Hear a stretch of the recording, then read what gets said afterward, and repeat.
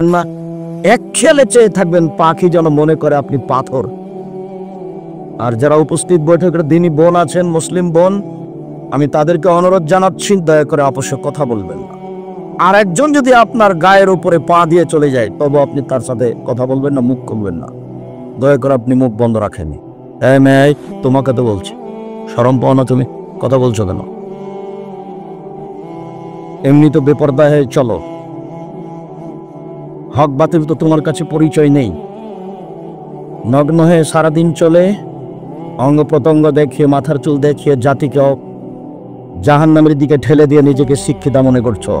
তা তো তা নয়। মানুষকে পাপী করে মানুষ শিক্ষিত হতে পারে না। ভুল বুঝেছো তুমি। আসলে ঘটনা তা নয়। ঘটনা আসলে তোমার মা তোমাকে শিক্ষা দিতে পারেনি। তুমি ভুল বুঝেছো, এটা তোমার মা নয়, এটা তোমার খালা। সেদিন আমি আপনাকে বলে গেছি খুব বারবার করে, আসলে এটা মা নয়, এটা হয় খালা, না হয় সৎমা। যদি মাই হয় তাহলে এমন করলো কেন?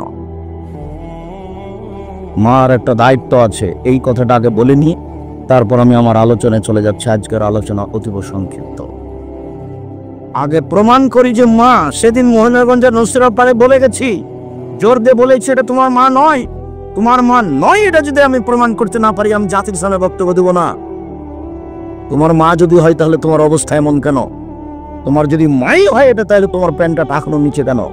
তোমার মা তো তোমাকে লালন পালন করে, গোসল করিয়ে দেয়, খাওয়ায়। এটা যদি তোমার মাই হয় সত্যই, তাহলে তোমার দাড়িটা চাঁচা কেন? এটা যদি সত্যই তোমার মা হয়, তাহলে তোমার মাথায় চুল, ছাপা চুল কেন? এটা যদি সত্যি তোমার মা হয়, তাহলে তোমার মোটরসাইকেলের সামনে ব্রাজিলের পতাকা কেন? এটা যদি সত্যই তোমার মা হয়, তাহলে তুমি সারা রাত কি করে ফেস্টনে এই খেলাধুলা দেখতে পাও? সবচেয়ে বড় জুয়া, সবচেয়ে নিকৃষ্ট কাজ, সবচেয়ে ন্যাক্কারজনক, জঘন্য, বর্বর কাজ হচ্ছে এই আন্তর্জাতিক ফুটবল খেলা। এর উপর দিয়ে আপাতত পাপি কোনো কাজ নেই। আপনি জানেন এতে 2-1 টাকা খরচ হয় না, এতে বিলিয়ন বিলিয়ন ডলার খরচ হয়, এতে ট্রিলিয়ন ট্রিলিয়ন ডলার খরচ হয়, কোটি কোটি ডলার খরচ আছে এর পিছনে। এটাই সবচেয়ে বড় জুয়া। এই খেলাতে সবাই হাততালি দেয়, যেটা ইহুদি খ্রিস্টানদের কাজ। এই খেলাতে মানুষ দুপক্ষ হয়। এর পক্ষ যদি পরাজয় হয় তাহলে গরু জবাই করবে, যদি জয় হয় আর এর পক্ষ যদি পরাজয় হয় তাহলে আত্মহত্যা করবে। সাথে সাথে সারা পৃথিবী জুড়ে যত ফেস্টনে কাপড় কিনেছে, কত টাকার কাপড় কিনেছে হিসাব করা যাবে। সারা পৃথিবী জুড়ে যত পতাকার কাপড় কিনেছে, কত টাকার পতাকার কাপড় কিনেছে, তাতে মাগুরা জেলার একটা লোক জমি বিক্রি করে 7.5 কিলোমিটার লম্বা পতাকা ঝুলিয়েছে। তাতে ফেনী জেলার এক লোক 4.5 কিলোমিটার লম্বা করে পতাকা ঝুলিয়েছে। মানুষ কখন পশু প্রাণী হয়ে গেছে তা নিজে বুঝতে পারেনি।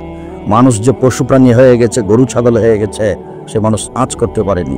আর এটা তো গোবিন্দগঞ্জ গাইবান্ধা। তার মানে আব্দুল রাজ্জাক সাহেব কি বলতে চাইলেন? মানে বলতে চাইলাম যে তোমার বাপ কুকুর সিরিগলের চেয়ে খারাপ। কষ্ট দিচ্ছেন নাকি? না, কষ্ট দিনই। যদি তোমার বাপকে কুকুর সিরিগলের যে খারাপ প্রমাণ করতে না পারি, আমি বক্তব্য দেব না। তুমি এটা খুব সাবধান হয়ে থাকো। সেটা কি, কিভাবে? এই যে যৌতুক নিয়েছ, তোমার বাপের মুখের দিকে তাকিয়ে দেখো, পাশে থাকলে তার মুখ কালো হয়ে গেছে। বাপের মুখ কালো করার জন্য টাকা নেও কেন? তোমাকে তো আমি কাজ করে খেতে বলেছি। যদি কাজ করতে না পারা যায়, ভিক্ষা করতে বলেছি। ভিক্ষা করে টাকা দিয়ে চাউল কেনে ভাত খেয়ে বাদাত কবুল হবে?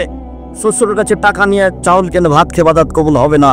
দেখি কোন মায়ের বেটা ফটো এভাবে উল্টাতে পারে। কিয়ামত পর্যন্ত সময় থাকলো। ভিক্ষা করে টাকা দিয়ে চাউল কিনে ভাত খেয়ে বাদাত কবুল হবে? যৌতুকের টাকা দিয়ে চাউল কিনে ভাত খেয়ে ইবাদত কবুল হবে না। ইবাদত কবুল হবে না, ইবাদত কবুল হবে না। তোমরা কা পুরুষ বাপ বেটা, তোমরা মহিলাদের স্টেশনে গিয়ে ফোনার পরে স্টেশনে ভিক্ষা চাও। বাপ বেটা ভিক্ষা করে খাও। আব্দুল রাজ্জাক সাহেব ভিক্ষা করতে বলছেন কেন? আমি ভিক্ষা করতে বলিনি। মহিলাগঞ্জ স্টেশনে সকালে যাও, ফোনার পরে ট্রেন স্টেশনে সন্ধ্যায় আসো, মানুষের ব্যাগ বুকটা তুলে দিও, মানুষ টাকা দিবে। সন্ধ্যা হতে হতে 500-700 টাকা হয়ে যাবে, ভিক্ষা করতে হবে না। তবে যৌতুক হারাম। যৌতুক কাবিরা গুনাহ, 24 ঘন্টার মধ্যে টাকা ফেরত দিতে হবে। ফার্নিচার, খাট খাটলো, চৌকি, বাক্স, আলমারি যা কিছু নিয়েছ, সন্ধ্যা হতে হতে সব ফেরত দিতে হবে। পরের বাপের জিনিস নিয়ে তো অহংকার করো কেন? নিজে কিছু করতে পারো না? কিছু যদি করতে না পারো, ভিক্ষা করে খাওয়া। আমি তো বলেছি তোমার শ্বশুরকে বছর শেষে একটা লুঙ্গি কিনে উপহার দিও। সেখান থেকে জিনিস নাও কেন? কোন লজ্জায় নাও? কেন নিবা? নিবা কেন? এটা কোন নীতি? কোথা থেকে আসলো এই নীতি? এ তো হারাম।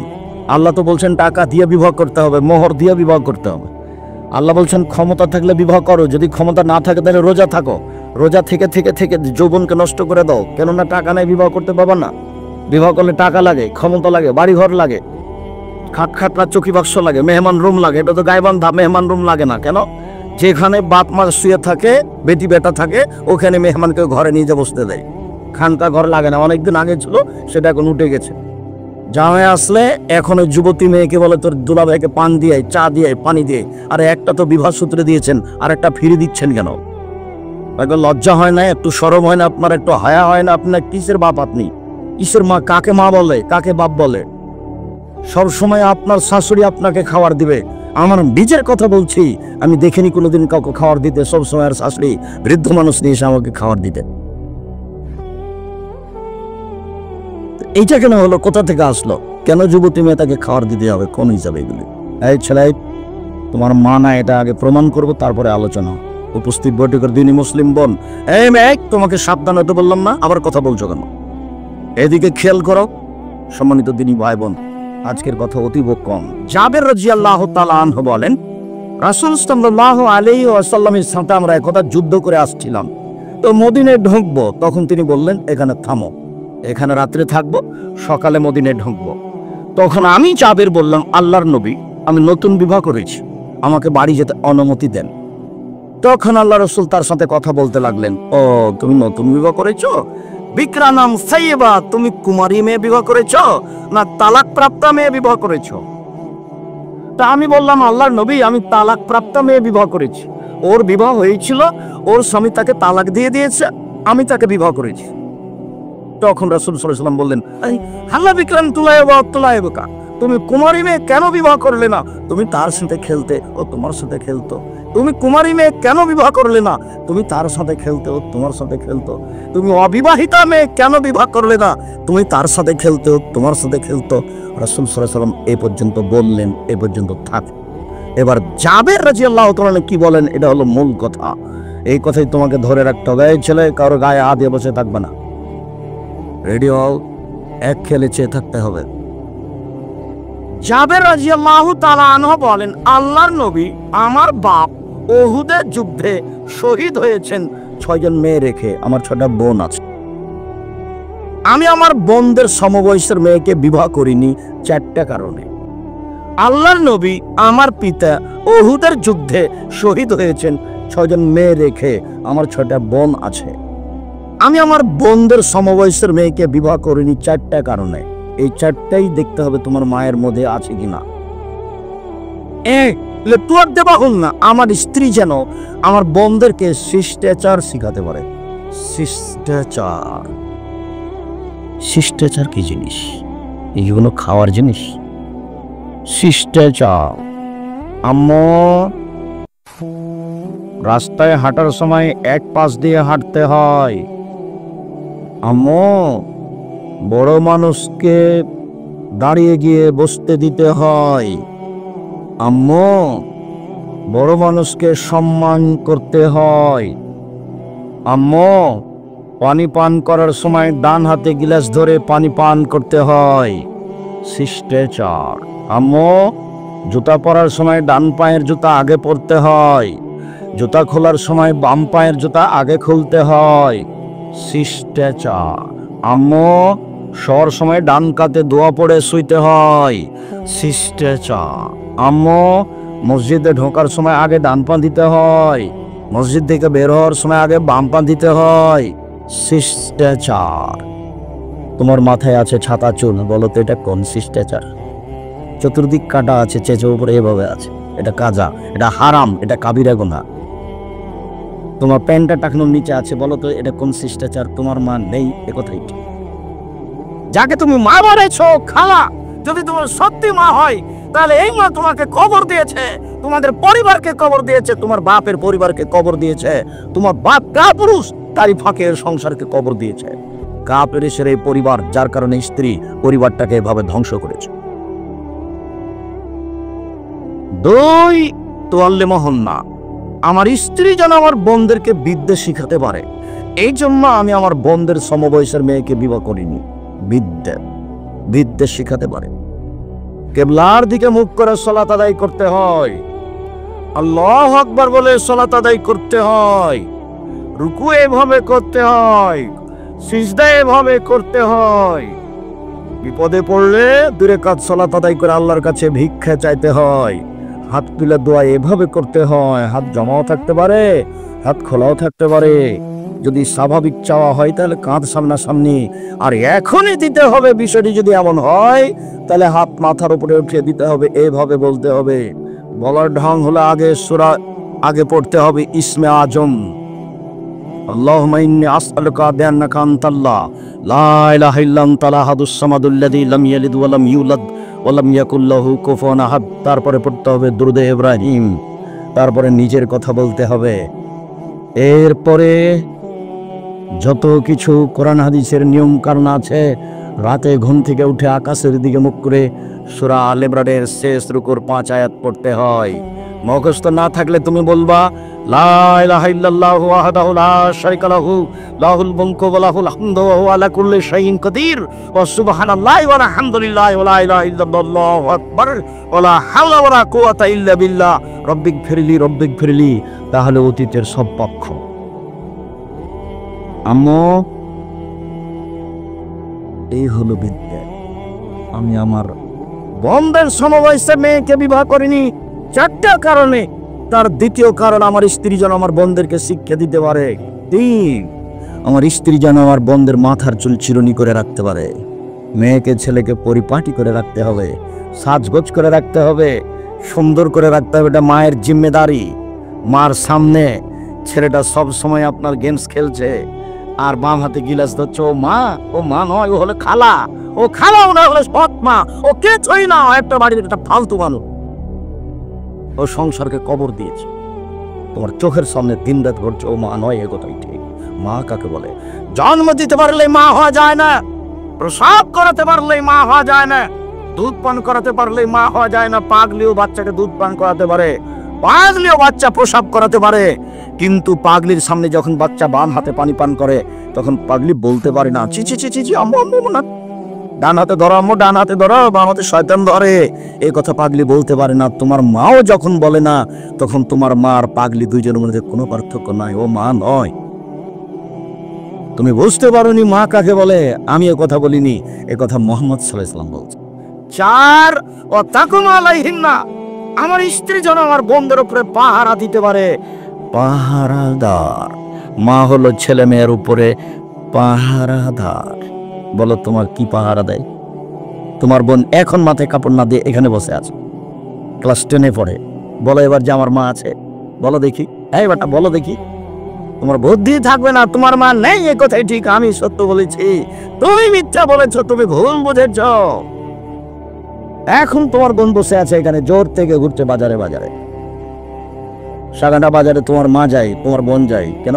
তোমার বাপ মরে গেছে, তুমি মরেছ, তোমার চাচা মরে গেছে, তোমার দাদা দাদি মরে গেছে, গ্রামবাসী মরে গেছে, ওখানে গেল। যাবে কেন? কেন যাবে? স্বামী হলে 5টা জিনিস লাগে। স্বামী হলে 5টা জিনিস লাগে। 1, আতে মাতা এনতা, যে মনের খাও বউকে সে মনের খাওয়াবা। 2, ফাঁকশো মাক্তা সাইতা, যে মনের কাপড় করো বউকে সে মনের পরাবা। 3, ওলা তু কাব্যে, বউকে কটু কথা বলো না। কোনোদিন বলতে হবে না তোমার রংটা কালো, কোনোদিন বলতে হবে না তোমার ঠোঁটটা মোটা। একবার বললে 10 বছর ভালোবাসবে না। শুধু প্রশংসা করবেন, প্রশংসা প্রিয় মানুষ। দিন রাত প্রশংসা করে, সারা রাত পাটি বেঁধে। আর একবার আপনি এদিকে দুর্বল হয়ে যান, তখন দেখবেন সব উল্টে গেছে। প্রয়োজন ছাড়া বাড়ি ত্যাগ করতে পারে না, তার নাম স্বামী। বাজার তো বহু দূরের কথা। জরুরি প্রয়োজন ছাড়া বাড়ি ত্যাগ করতে পারে না, তার নাম স্বামী। চোখ যেভাবে ঘুরে বউ সেভাবে চলে, তার নাম ক্ষমতা। চোখ যেভাবে ঘুরে বউ সেভাবে চলে, তার নাম ক্ষমতা। রাসূল সাল্লাল্লাহু আলাইহি ওয়াসাল্লাম বললেন, পৃথিবীর মানুষ, ইয়া মাশাআল্লাহ শাবাব, যারা বিবাহ করতে ইচ্ছুক যুবক দল, যদি তোমাদের টাকা ক্ষমতা থাকে তাহলে বিবাহ করো, ক্ষমতা লাগে। যদি ক্ষমতা না থাকে তাহলে সেম রোজা থেকে থেকে যৌবনকে দমন করো। সম্মানিত দিনী ভাই বোন, উপস্থিত বৈঠকের যুবক শোনো, উপস্থিত বৈঠকের দিনী বোন একটু খেয়াল করেন। এই মেয়ে, তোমাকে বলছি, তোমার মার জন্য 4টা কাজ জরুরি। 1, শিষ্টাচার। 2, বিদ্যা। 3, চিরুনি। 4, পাহারাদার। তোমাদের বাড়িতে যদি পাহারাদার দাও 3টে 8 ঘন্টা পর পর, আর যদি সকালে এসে শোনো যে ঘুমিয়ে গেছিল, 1 ঘন্টা ঘুমিয়ে দেখেছে, তাহলে তা আপনি বলবেন যে তোমার হবে না, এখানে তোর হবে না রে, তুই যা, টাকাটা নিয়ে যা। এখন তোমার মাকে তো বলতে হবে, তোমার বাপকে, যে তুমিও যাও। এ দিয়ে সংসার চলবে না, এই কথাই ঠিক। মা হলে পাহারাদার হতে হবে, তার নাম মা। আমি এ কথা বলিনি, হাদিস বুখারী মুসলিম। এই কথা বলে আমি আমার উপরে কিছু চাপিয়ে নিতে চাইনি। যিনি ধর্ম দিয়ে গেছেন তারই এই কথা, তার নাম মুহাম্মদ সাল্লাল্লাহু আলাইহি সাল্লাম। পৃথিবীর কোন মানুষ দিয়ে ধর্ম চালানো একজন দিয়ে চলে, যার নাম মুহাম্মদ সাল্লাল্লাহু আলাইহি সাল্লাম। সম্মানিত দিনী ভাই বোন, পৃথিবীর মানুষ মনে রেখো, আল্লাহকে ভয় করো। আল্লাহকে যে যেমন চিনে সে তেমন ভয় করবে, যে চিনে না সে ভয় করবে না। কোন মাস দেখেন, সত্যবাদীদের অন্তর্ভুক্ত হও। দুদিন বেঁচে থাকলে সত্যতার সাথে বেঁচে থাকবো, মিথ্যা কথা বলে সমাজে আশ্রয় নিয়ে বাঁচতে রাজি নয়।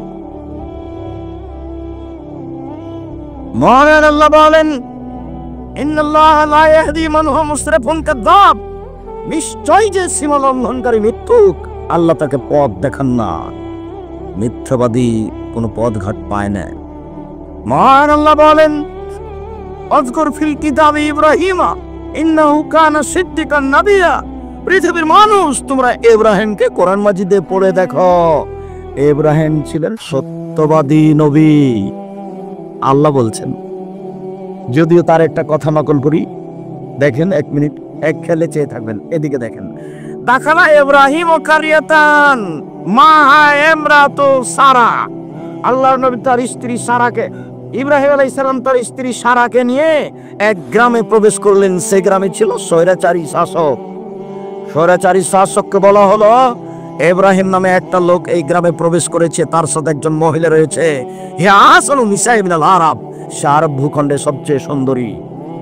বুখারী মুসলিমের বর্ণনায় বিদ্বানগণ বলছেন, হাওয়া থেকে নিয়ে কিয়ামত পর্যন্ত যত নারী এসেছে, যত নারী আছে, যত নারী আসবে, সবার চেয়ে সুন্দরী নারী হলেন সারা। তবে বিদ্বানগণ এ কথা বলতে চেয়েছেন যে ওই যুগে, ইব্রাহিম আলাইহিস সালামের যুগে, সারা পৃথিবীতে সবচেয়ে সুন্দরী নারী ছিলেন সারা। তবে সারা পৃথিবীতে শুরু থেকে শেষ পর্যন্ত নয়, বিদ্বানগণ দুটাই বলতে চেয়েছেন। হাওয়া থেকে নিয়ে কিয়ামত পর্যন্ত সবার মধ্যে সুন্দরী, আর নয় ওই যুগে সবার মধ্যে সুন্দরী। যাক, লোক পাঠিয়ে বলা হলো, মানি হাল্লাতি মাক, ইব্রাহিম আপনার সাথে যে মহিলা রয়েছে সে কে? তখন ইব্রাহিম আলাইহিস সালাম বলেন, হে উখতি, এ আমার বোন। সুম্মা যাওয়া ইলাইহা, তারপর স্ত্রীর নিকটে গেলেন। স্ত্রীর নিকটে গিয়ে বলছেন, ফালা তুকার কিনবে হাদিসি, সারা শোনো, তুমি আমাকে মৃত্যু প্রমাণ করো না। আমি আকবার তোমার নাকি উখতি, আমি কিন্তু তাদের বলে দিয়েছি তুমি আমার বোন। সারা শোনো, তুমি যেন আমাকে মৃত্যু প্রমাণ করো না। তুমি যেন এখন বলো না যে আমার স্বামী। আমি কিন্তু বলে দিয়েছি তুমি আমার বোন। এখন তুমি যদি বলো এটা আমার স্বামী, তাহলে তো মিথ্যুক হয়ে যাব। শোনো সারা, ইন আলালার যে বোমেন গায়রি ও গায়রকে, মাটির উপরে আমরা দুইজন মুসলমান, এই হিসাবে ভাই বোন বটে। মাটির উপরে মাত্র দুইজন মুসলমান, আমের তুমি, তাছাড়া আর কোন মুসলমান নেই। এই হিসাবে আমরা দুইজন ভাই বোন বটে। সারা, তুমি আমাকে মৃত্যু প্রমাণ করো না। আল্লাহ বলছেন, ইব্রাহিম সত্যবাদী নবী। সুম্মা আরসালা বিহা ইলাইহি, এরপরে ইব্রাহিম আলাইহিস সালাম তার স্ত্রীকে রক্ষা করতে পারলেন না, স্বৈরাচারী শাসকের কাছে পাঠিয়ে দিলেন। ফাদাখালা ইলাইহি, স্বৈরাচারী শাসকের ঘরে তিনি ঢুকলেন। স্বৈরাচারী শাসকের ঘরে ঢুকতেই, ফাদাখালাত, তিনি ঢুকতেই সে স্বৈরাচারী শাসক দাঁড়ালো, তার গায়ে হাত দিবে। তখন সারা বললেন, থামেন, আগে ওযু হবে, 2 রাকাত সালাত হবে, তারপরে কোনো কথা। সারা ওযু করলেন, 2 রাকাত সালাত আদায় করলেন। তারপর বলছেন, আল্লাহুম্মা, হে আল্লাহ, ইন কুনতু আমানতু বিকা ওয়া রাসূলিকা ওয়া হাসানতু ফারজি লিলা দাউজি, আমার জিন্দেগিতে যদি আমি জিনা করে থাকি, আমি যদি তোমাকে এক আল্লাহ বলে বিশ্বাস করে থাকি, আমি যদি ইব্রাহিমকে নবী বলে বিশ্বাস করে থাকি, এই কথা তিনটে যদি আমার সত্য হয়ে থাকে, ওলা তুসাল্লে তালাইল কাফেরা, তাহলে নির্জন ঘরে তুমি কাফেরকে আমার উপরে জয় করো না। কথা শেষ হতে না হতেই স্বৈরাচারী শাসক অজ্ঞান হয়ে পড়ে গেছে। বলতে পারেন, আপনি আমার দিনী বোন, আপনাকে আমি অনেক স্বাগতম, ধন্যবাদ জানাই, জাযাকাল্লাহ খায়ের। অনেক কষ্ট করে এসেছেন, হাজার হাজার লাখ জনগণ, আপনাদের আমি আশাকে স্বাগতম জানাই। এটাই ঠিক, আপনারা আমাকে ভালোবাসেন, এ কথা ঠিক, আমি আপনাদেরকে ভালোবাসি। আপনি মনে করেন আব্দুর রাজ্জাক সাহেব আমাকে কষ্ট দিলেন, আমি তা চাইনি। তবে আমি সবসময় আপনাদেরকে মায়ের সাথে এই জন্য বলে থাকি, যাতে করে কথা তোমাকে আঘাত করতে পারে, যাতে করে কথাকে তুমি হিসাব করতে পারো, এই জন্য তোমাকে এভাবে বলছি। সম্মানিত দিনী ভাই বোন, উপস্থিত বৈঠকের মুসলিম বোন, আপনার কি সাহস হয় আপনি বলতে পারেন? আপনার পেট দেখা যাচ্ছে, আপনি কি বলবেন বলেন? বলবেন যে কোন সাহসে বলবেন? এই মেয়ে শোনো, পাঞ্জার চুল নিয়ে জনগণকে দেখিয়ে কি বলতে চাচ্ছ তুমি? কি করতে চাচ্ছ তুমি? কি বলবার লাগে? দেখেছো কত সাহস? আল্লাহ, যদি আমি তোমাকে বিশ্বাস করে থাকি সত্যি তুমি আল্লাহ। আল্লাহ, আমি যদি ইব্রাহিমকে নবী বলে থাকি সত্যই নবী ইব্রাহিম। আমি বলি না ইব্রাহিম আমার স্বামী, আমি বলছি ইব্রাহিম একজন নবী। 2, 3, আমি জিন্দেগিতে আমার লজ্জা স্থান আমার স্বামী ছাড়া কাউকে ব্যবহার করতে দিনি। এই 3টা কথা যদি সত্য হয়ে থাকে, এই নির্জন ঘরে এই স্বৈরাচারী শাসক যেন আমার গায়ে হাত লাগাতে না পারে। কথা শেষই হয়নি, শাসক অজ্ঞানে উল্টে পড়ে গেছে। তুমি কি বলতে চাও বলো তো দেখি? আপনি কি বলতে চান? কি বলবেন আল্লাহকে? আব্দুল রাজ্জাক সাহেব তো বললেন যে হাত এভাবে উঠালে এখনই দোয়া কবুল হবে। ইসমে আজম পড়লে, দুরুদে ইব্রাহিম পড়লে, তারপর নিজের কথা বলার সাথে সাথে কবুল হয়ে যাবে। কিন্তু ঘটনা যদি এমন না হয় তাহলে কিভাবে বলবেন? দাড়ি চাচা আছে, প্যান্টটা টাকনোর নিচে আছে, হাতে সিগারেট আছে, গলায় টাই আছে, কোনটা বলবেন আপনি? আবার দল পার্টি করার সময় তো অমুকের চরিত্র ফুলের মতো পবিত্র, কোনটা করবেন? আপনি যে আল্লাহকে বলবেন কিছু, কিভাবে বলবেন? বিড়ি সিগারেটদের জীবন ভরা আছে, জোর করে দলীয় দাপটে আর একজনের জমি দখল করেছেন। বলেন তো কিভাবে আল্লাহকে কথা বলবেন? দেখেছেন সাহস কত? এর নাম ঈমান। ঈমান যত বেশি হবে পাপ তত কম হবে। ঈমান যত কম হবে পাপ তত বেশি হবে। সম্মানিত দিদি ভাই বোন, আবু হুরায়রা রাদিয়াল্লাহু তাআলা আনহু বলেন, এই বাচ্চা বসো। কোনো বাচ্চাকে আপাতত কয়েক মিনিট উঠতে দিবেন না, ধৈর্যের পরিচয় দিতে হবে। যতই কষ্ট হোক একটু ধৈর্যের পরিচয় দিয়ে কথাকে মূল্যায়ন করার চেষ্টা করতে হবে। রাসূল সাল্লাল্লাহু আলাইহি সাল্লাম বলেন, পৃথিবীর মানুষ শুনে রেখো, 3 শ্রেণীর মানুষের সাথে আল্লাহ কথা বলবেন না, কথাই নেই। 3 শ্রেণীর মানুষের দিকে আল্লাহ সুনজরে দেখবেন না, বিচার মাঠে এভাবে থাকবে, ওর সাথে কোনো কথাই নেই। 3 শ্রেণীর মানুষকে আল্লাহ পবিত্র করবেন না, ওর সাথে কোনো কথাই নেই। 1, মালিকুন কাযাব, মিথ্যুক দায়িত্বশীল, মিথ্যুক হেডওয়ালা, মিথ্যুক হেডমাস্টার, মিথ্যুক প্রিন্সিপাল, মিথ্যুক ভাইস চ্যান্সেলর, মিথ্যুক জেল সুপার, মিথ্যুক গ্রাম্য সর্দার, মিথ্যুক এমপি মন্ত্রী, মিথ্যুক চেয়ারম্যান নিম্মা, যারা আছে এখানে মিথ্যা কথাই দায়িত্ব পালন করছে, ওরা তাহাজ্জুদ পড়লেও বিচারের মাঠে আল্লাহ তার সাথে কথা বলবেন না, এ কথা মুহাম্মদ সাল্লাল্লাহু আলাইহি সাল্লাম বলে। হাদিস বুখারী মুসলিম, ফিরে আসার কোনো সুযোগ নেই। 2, শাইখুল জানিন, বেশি বয়সে জেনা করে যে তার সাথে আল্লাহ কথা বলবেন না, হজ করলেও নয়, তাহাজ্জুদ পড়লেও নয়। 3, আইবেন মুস্তাকবির, গরিব গৌরবী, গরিব মানুষ অহংকার করে যে। আব্দুল রাজ্জাক সাহেব, গরিব মানুষ কিভাবে অহংকার করে? ওই যে মোড়ে রিক্সা নিয়ে বসে থাকে, সিটের উপরে বসে থাকে, যখন আপনি বলেন তাড়াতাড়ি চলো তো, তখন বলে এখন যাব না। তুমি এই জন্য তো এসেছো, কেন বললে যাব না? ধান পেকে গেছে, বৃষ্টিতে ভিজে যাচ্ছে, নষ্ট হচ্ছে, বললাম চলো 200 টাকা 100 টাকা বেশি দেবো, ধানগুলো কেটে দাও, তখন বলছে 2 দিন কাজ করবো না। কাজ করেই তো খায়। বাজারে গিয়ে রুই মাছ কিনে, পুঁটির মাছ কিনে না, ওকে তো পুঁটির মাছ কিনতে হবে। যারা বিত্তশালী তারা রুই মাছ কিনবে, এটাই হিসাব। এর হলো গরিব গৌরবী। রাসূল সাল্লাল্লাহু আলাইহি ওয়াসাল্লাম এই কথাটা আরেকবার বলেছেন যে 3 জনের সাথে আল্লাহর কথা হবে না বিচারের মাঠে। তার 1 শ্রেণীর মানুষ যারা টাকনুর যে প্যান্ট পাঞ্জাবা লুঙ্গি পরে তাদের সাথে হবে না। কি অপরাধ এটা? কেউ যদি টাকনু নিচে প্যান্টটা পরে তো চুরিও তো করেনি, জেনাও তো করেনি, কাউকে মারেও নি, কিন্তু অপরাধ করে এমন এবার ভিন্ন ধরনের অপরাধ, সেটা আসলে মনের সাথে জড়িত। এই জন্য মনে চাচ্ছে যে প্যান্টটা টাকনোর নিচে থাক, এই জন্য এত বড় পা। মেয়ে বলছে আব্বু টাকনোর উপরে জন্য প্যান্ট পরে না, দেখলে খালি ঠ্যাঙ্গা ঠ্যাঙ্গা লাগে। বয়ে বলছে কি যে প্যান্ট পরে দেখে খারাপ লাগে, নামাল নিচে, দেখতে খারাপ লাগে, খালি ঠ্যাঙ্গা ঠ্যাঙ্গা লাগে। তখন সব খেলাই ঘোড়ায় তখন ছেড়ে ফেলেছে। মনের সাথে চলছে এটা, সেই জন্য এত বড় পা। মনের সাথে চলে যেটা, সেটা খুব ভয়াবহ ব্যাপার। 4 শ্রেণীর মানুষ জান্নাতে যাবে না, এক, বাপ মাকে মানে না যে, দুই, জুয়া খেলে যে, তিন, খোটা দেয় যে। খোটা দেওয়া কি? ওকে আমি 10,000 টাকা দিয়েছিলাম ভ্যান কিনতে, পরের দিন ডাকলাম যে চলো তো একটু বাজারে যাব, তো আসলো না। তো পরের দিন সকালে দেখা হয়েছে, বললাম আরে তোকে কালই 10,000 টাকা কর্জ দিলাম, তুই আমার ডাকে আসলেন, তুই আমাকে ভুলে গেলি রে। এটার নাম হলো খোটা দেওয়া। তো খোটা দিলেও জান্নাতে যাবে না, অবাক পা। মুখখান বন্ধ করে রাখতে হবে। কেন? আমার মন চাচ্ছে ছোট দুটা কথা বললি। হ্যাঁ বেটা, কালই 10,000 টাকা দিলাম, আর তুই আজকে একটা কথা শুনলি না, এটা আমার মনে চাচ্ছে, বুঝাতে পারি না মনে হয়, এটা আমার মনে চাচ্ছে যে বলি, এই জন্য এটা এত বড় পা। 4, বিড়ি, তামাক, জর্দা, সিগারেট, গুল, নেশাদার দ্রব্য খায় পান করে যে, সে জান্নাতে যাবে না। 4 শ্রেণীর মানুষ জান্নাতে যাবে না। 1, বাপ মাকে মানে না যে, 2, জুয়া খেলে যে, 3, খোটা দেয় যে, 4, নিয়মিত বিড়ি, তামাক, জর্দা, সিগারেট, গুল, নেশাদার দ্রব্য খায় পান করে যে। আবু হুরায়রা রাদিয়াল্লাহু তাআলা আনহু বলেন, রাসূল সাল্লাল্লাহু আলাইহি সাল্লাম বলেছেন, আরবাউন মান কুন্না ফিহি কানা মুনাফিকান খালিস। কারো ভিতরে যদি 4টা জিনিস থাকে, সে খালিস মুনাফিক, একবারে নিখুঁত মুনাফিক।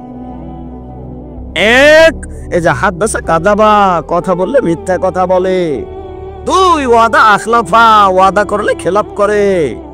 3, ওই যে ওয়াদা গাদারা, যদি কোনো ওয়াদা অঙ্গীকার করে তাহলে সেটা ভঙ্গ করে দেয়। ওই যে খাসামা ফাজারা, আর ঝগড়া বিবাদ করলে অশ্লীল কথা বলে, যখন তখন স্ত্রীকে অকথ্য ভাষায় গালি দেয়। আমি বললাম, সম্মানিত দিনী বোন, 4টা কাজ করেন, জান্নাতের সব দরজা খোলা।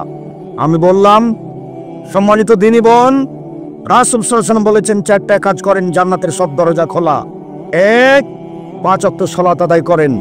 2, রমজান মাসের সিয়াম রোজা থাকেন। 3, স্বামীকে মেনে চলেন। 4, জেনায় লিপ্ত হবেন না, জান্নাতের সব দরজা খোলা। বললেন, আব্দুর রাজ্জাক সাহেব, 5 ওয়াক্ত সালাত আদায় করি, আমরা গ্রামের মেয়ে সাগাটায় বাড়ি। 2, রমজান মাসের সিয়াম থাকি। 3, জেনায় লিপ্ত হই না, গ্রামের মানুষ আমরা। 4, স্বামীকে মেনে চলতে পারি না, আর মুখের ভাষা খুবই খারাপ। 4, ও খালি বড় মোবাইলে ল্যাংটা মেয়ে দেখে, আমি সহ্য করতে পারি না, আমি তার ধারে কাছে যাই না, আমাকে খুব খারাপ লাগে।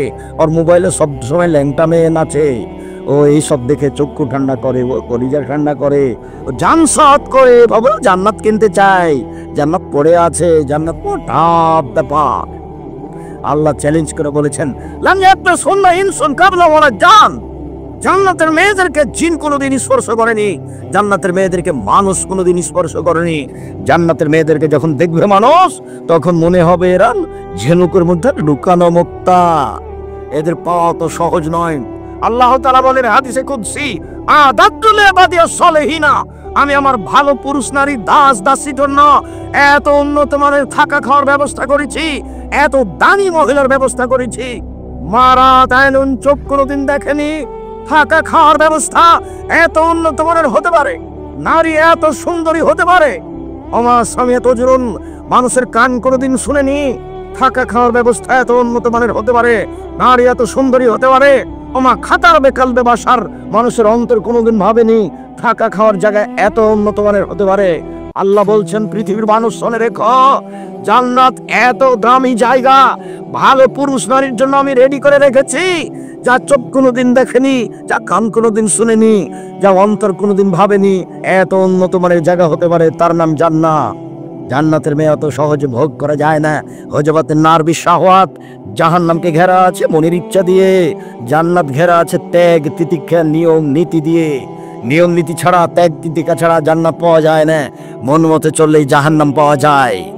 দোকানে বসে আড্ডা পিটে যারা, মন মতো চলে তারা, যেখানে সেখানে মানুষের বদনাম করে যারা, মন মতো চলে তারা, মানুষের বিরোধিতা করে যারা, মন মতো চলে তারা, মন মতো চলে যারা, জাহান্নামে যাবে তারা। সুদ ঘুষ খায় যারা, মন মতো চলে তারা, মন মতো চলে যারা, জাহান্নামে যাবে তারা। দাঙ্গাবাজি করে, ক্ষমতা দেখে, দলীয় দাপটে মানুষকে জেল হাজতে দেয় যারা, মন মতো চলে তারা, মন